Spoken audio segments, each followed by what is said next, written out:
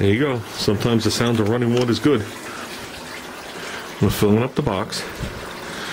This return hose is a 3/8 hole drilled in either side, so this tube can prime itself.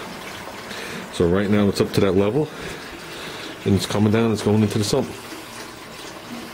We just had to run to the store. This nipple was 5/8. That nipple was 3/4. So they used a 5/8 hose and swedged it on one side. But I didn't realize they were two different sizes, so I bought the bigger hose. So I had to go run and get that nipple. So that's the way the water's going to go into the tank right there.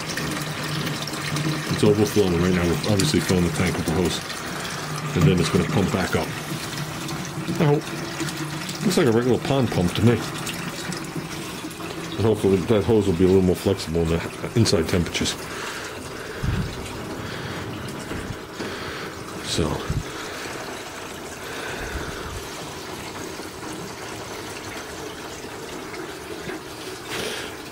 I'm not exactly sure how high to fill this. This is all new to me. I could not find this online. I'm assuming this water level has to go over this top one. It's going to go down and it's going to seek its own level.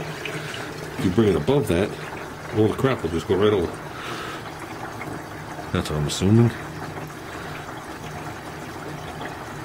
So far, so good. Nothing that I see dripping. And then we'll finish filling the tank. It shouldn't take that long. Well, you can see, I don't know if you know that, but all garage floors lean out. So if you spill any gas, it comes out, and you can see it right there. I just shimmed the lift when I did the lift.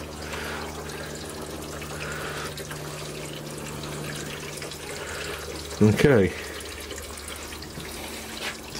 Do you know how to put that plug in? Because if not, we can get Ruben here. Ruben puts the plug in every morning. First he works out his hands, then he cracks his knuckles, he gets a cup of coffee, he wakes up the whole family. They all go down there for the plugging stalling ritual. So, or you could just put the plug in and move on with your life. So, I'm not sure how high this could be when we do it. Here, hook this to this extension cord here. I don't even need it. Plug it right there. No, that's a 2-prong plug. You gotta go to the real plugs in the garage. It's one of the original plugs from '58. Oh, if that was the case, I wouldn't have even done that. That's what I was trying to tell you. So, I know nobody could see the stand, but the stand came out pretty good. It's just the right sheen. Don't go by the back. It's only like 2 light coats. You really had it, mate.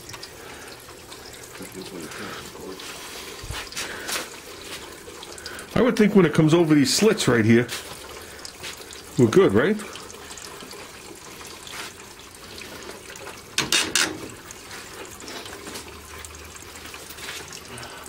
Next, when it comes over these slits, it's going to go into this box.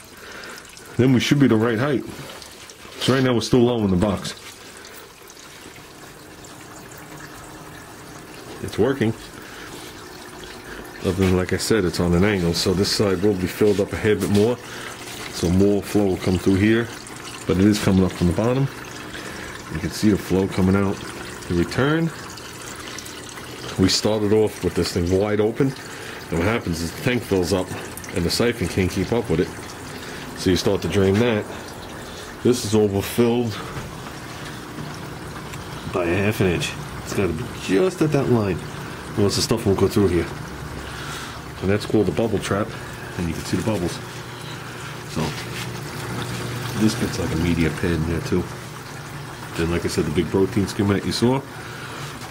And we're just going to run it out here for a while. You can see the valves restricted down. A lot easier than reaching there and doing that valve. And that we think is just a pond pump. That's what a cord is so long. So that's it. We don't have one drip coming out of this yet. I don't like the sound of a fish tank. You know what it sounds like to me? It sounds like my paycheck going down the drain.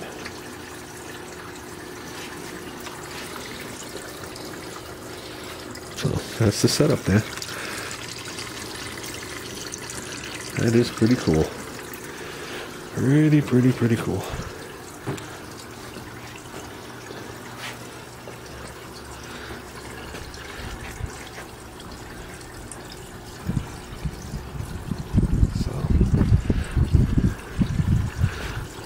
let this thing run a couple hours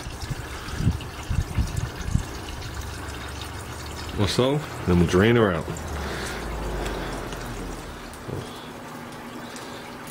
Yep, Junior just came out and updated me. They're claiming I gotta put this thing on the 3rd dot. And it's gonna take 24 hours to do what it has to do to get going. So, as you see, we got no live rocking in, no filter pads, we got nothing, you know, going in here. But I did bring the level down correct. You know, it's hard to see, but it's overflowing over that lip, and this lip's too high, so it's actually going down and back up and then into the pump. So, not a leak. This thing's been going for hours. Not a leak, not a leak, not a leak. And as soon as we put that protein skimmer in there, we clouded up the water. Not that that matters, it's all coming out anyway. Like I said, it's still low on the side. It's amazing, the allergy came right back. Told you.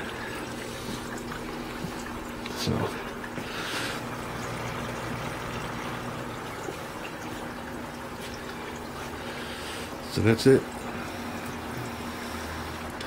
We'll let this go for a little while, drain it out. And, 'cause I really don't want to leave a tub of water in my garage. I don't want to bring the humidity up in here. I'm going to put the lids on and let this thing run. But seems to be good on humidity. Check out the thing. About 68%. About 44 degrees at this point. So it's definitely cooled down. It was like 50 today, give or take. 10 degrees. So, it's, you know, now it's late in the afternoon. So this was a success. Just the fact it doesn't leak is a success. The protein skim is the least of my worries. Technically, we're not going to be hooking that thing up for at least another 3 weeks to a month, because that'll keep the tank from cycling. And the next step is to get this tank to cycle when we set it up. Now, the sand is already cycled, so there's that bacteria growing in it. The rock that came in, it's cycled, so it's got that in there. The live rock we got that cycling right now. All the sand we took out is still packaged in the water, so we got some of the water. So, I'd like to set this thing up with the filter pads before we bring it in the house. And we'll wind up setting this up in the next couple of days. And then you guys will see the front of it, being all cloudy and dirty. But that'll be it. Got the doors up here. Doors came out nice. Doors are here. The doors will not go on until this thing is 100% going. There's no need to push on them and, you know, mar them up. So I gotta bring home felt tomorrow for the bottom of this thing. I got the nice thick felt. It sticks on it, put on all 4 corners. And you can actually slide one of these full. We could slide the other one, so we could slide this one. So as you can see, this got all cloudy. Looks like a bad pool. But that's okay. That's all the muck we stirred up out of that thing. That I only gave a quick rinsing. So I guess that's it, guys. I guess that's it. And here's another thing. This tank came with 2 power strips. It came with this one, and it came with some super duper deluxe one. Looks brand new, with 2 timers on it. The strip is broken into 2 things and all whatever. So we figure we'll use this one in the garage while we're setting it up. Something shorter than this bad boy. There was smoke crawling out of it. See, you never know. You never know. That's why you test the shit out here. Done.